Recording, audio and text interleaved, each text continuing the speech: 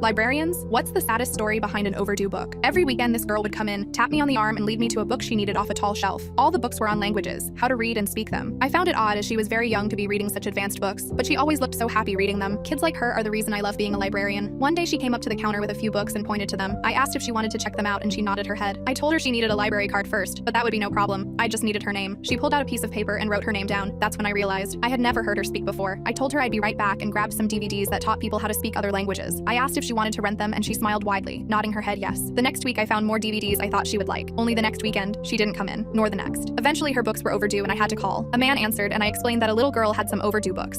The man went silent before telling me he would drop them off sometime soon. When the man came in, he said he'd pay for the overdue fees. While paying, I asked him how the girl was. He started crying. I asked if he was okay. He told me that the girl was his daughter. Years ago, she got throat cancer and it was so severe they had to remove her vocal cords, but she kept her dream to learn different languages. She took a turn for the worse last month and died. After he left, I took my break and cried in the back room. I felt like I lost someone precious to me.